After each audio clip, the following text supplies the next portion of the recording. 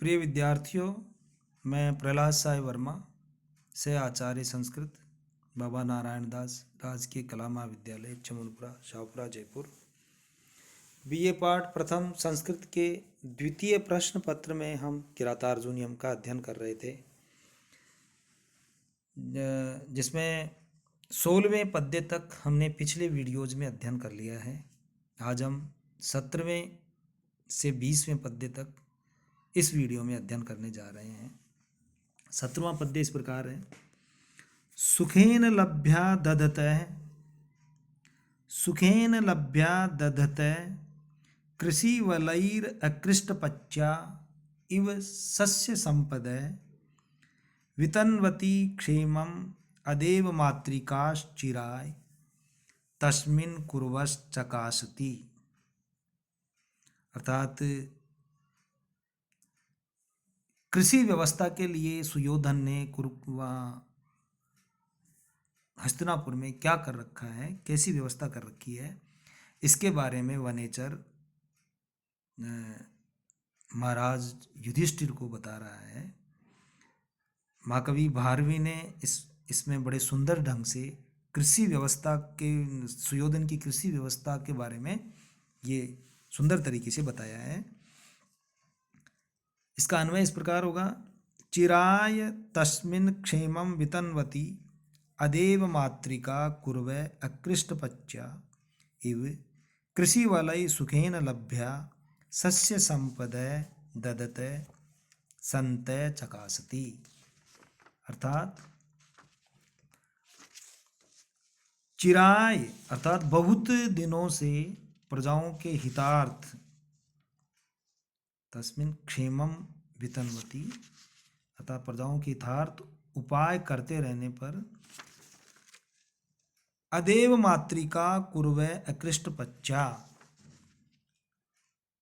अदेव मातृक अर्थात वर्षा के जल से नहीं अपितु नहरों आदि के जल से सिंचाई के कारण उत्पन्न धान्य वाला कुर्वे अर्थात कुरु प्रदेश, जो कुरु जनपद है, वह अकृष्टपच्चा बिना जोती हुई भूमि पर पकने वाली के समान तथा किसानों द्वारा बिना परिश्रम ही प्राप्त होने वाली, कृषि वलय सुखेन लभ्या यानी सुखपूर्वक प्राप्त होने वाली, किसानों द्वारा बिना परिश्रम ही प्राप्त होने वाली जो सस्य संपदा है, धान्य संपदा है, वह धान्य संपत्ति को धारण करता हुआ कुरु प्रदेश सुशोभित हो रहा है।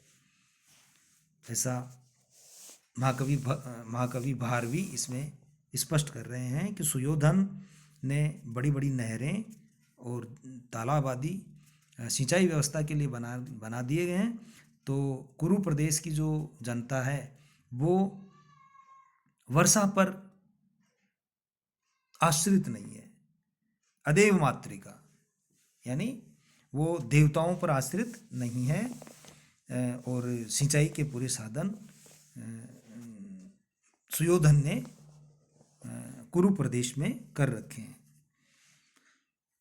यह किरात ये संकेत देना चाहता है कि कुरु प्रदेश धन धान्य से संपन्न है और प्रजा राजा के कल्याण कार्यों से प्रसन्न है।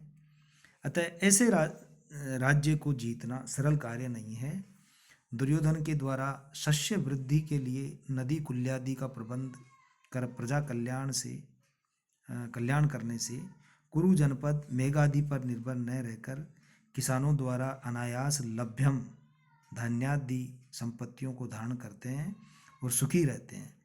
अतः संपन्न जनपद वाला होने के कारण ये दुर्योधन आपके लिए दुसाध्य ही है। और इसमें उपमा अलंकार है और वंशस्थ नाम की छंद है। 18वां पद्य है। उदार कीर्ते हृदयम दयावत प्रशांत बाधम दिशतो अभिरक्षया स्वयं प्रदुग्धे अस्य गुणै उपस्नुता वसूपमानस्य वसुनी मेदिनी। इस पद्य में महाकवि भारवी सुयोधन की राज्य व्यवस्था के बारे में और वो कितने जन कल्याण के कार्य कर रहा है उसके बारे में स्पष्ट कर रहे हैं। तो ये जो वनेचर है वह महाराज युधिष्ठिर को इस प्रकार बता रहा है। उदार कीर्ते, इसका अन्वय इस प्रकार होगा, उदार कीर्ते दयावत प्रशांत बाधम अभिरक्षया उदयम दिशत वसूपमानस्य अस्य गुणै उपस्नुता मेदिनी वसुनी स्वयं प्रदुग्धे।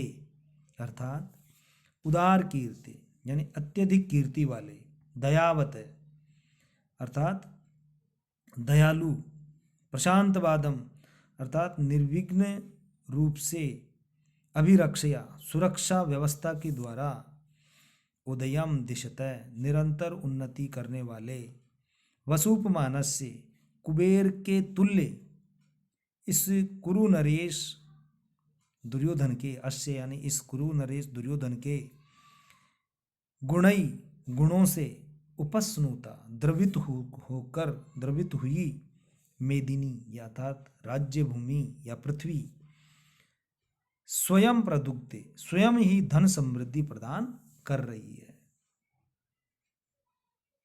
वनेचर दुर्योधन की कार्य प्रणाली की प्रशंसा करता हुआ कहता है कि उसने दया, उदारता, प्रजारक्षण, तत्परता आदि प्रशंसनीय गुणों से महान यश अर्जित किया है।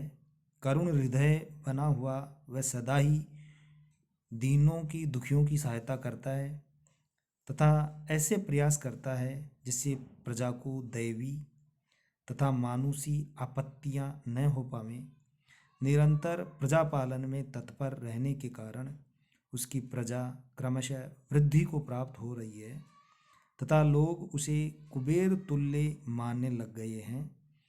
कुबेर तुल्य राजा के गुणों से द्रवित पृथ्वी स्वयं प्रचुर मात्रा में उसी प्रकार धन रूप दूध उगलती है जिस प्रकार नवप्रसूता अभिरक्षित गौ चतुर व्यक्ति के द्वारा दूहे जाने पर प्रचुर मात्रा में दूध देती है। यहाँ समासोक्ति अलंकार है और वंशस्थ छंद है। 19वां पद्य है महौ जसो मान धना धनार्चिता धनुर्भृतय संयति लब्ध कीर्तय न संगतास्तस्य न भिन्न भृतय प्रियाणि वांछन्ति अशुभि समीहितुम। अर्थात अन्वय इसका इस प्रकार होगा, मवौ जैसे मान धना धनार्चिता संयति लब्ध कीर्तिय न संगता न भिन्न भृतय धनुर्भृतय तस्य अशुभि प्रियाणि समीहितुम वांछन्ति। अर्थात वनेचर महाराज युधिष्ठिर से कह रहा है कि महो जैसे महान ओजस्वी, मान धना अर्थात मान ही है धन जिनका अर्थात स्वाभिमानी, धनार्चिता पुरस्कार आदि से जो सम्मानित किए हैं, धन दे प्रचुर मात्रा में धन देकर जिनका सम्मान किया गया है, इस प्रकार के संयति लब्ध कीर्तय युद्ध में जिन्होंने कीर्ति प्राप्त कर ली है अर्थात युद्ध में कीर्ति प्राप्त करने वाले,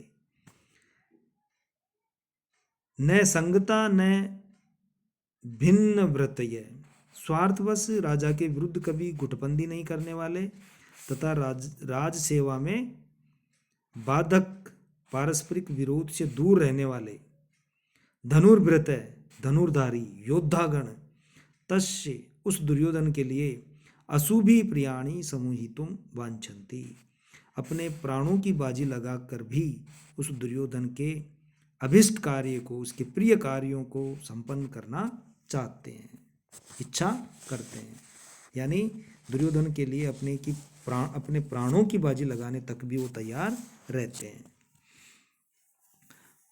वनेचर महाराज युधिष्ठिर से कहता है कि दुर्योधन ने अपने व्यवहार से योद्धाओं का हृदय जीत लिया है। दुर्योधन की सेवा में महाबली, युद्ध में प्रतिष्ठा अर्जित करने वाले तथा स्वाभिमानी वीर हैं जिनको वह अत्यंत उदारता से पुरस्कार आदि वितरण द्वारा सम्मानित करता है। योद्धा लोग भी कार्य सिद्ध करने के लिए न तो कभी दलबंदी करते हैं और न कभी स्वामी का काम बिगाड़ने को, किसी कार्य को करते समय अलग अलग अपना मत ही रखते हैं। वे अपने स्वामी में इतने अनुरक्त हैं कि उसके लिए प्राण तक न्योछावर करने को सन्नद्ध हैं। किरात के कथन के द्वारा यह भी इंगित करता है कि जिस राजा के सैनिक योद्धा ऐसे स्वाभाविक हों, उसे जीतना आसान कार्य नहीं है।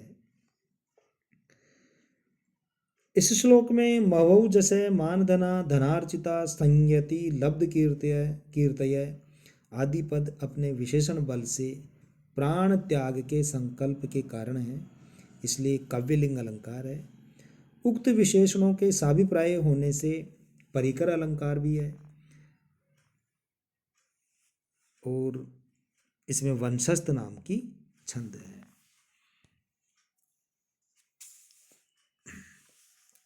20वां पद्य है महीभृताम सच्चरितैश्चरै क्रिया स वेद निःशेषम अशेषित क्रिय मवोदयैस्तस्य हितानुबन्धिभिः प्रतीयते धातु रिव इहितं फलै।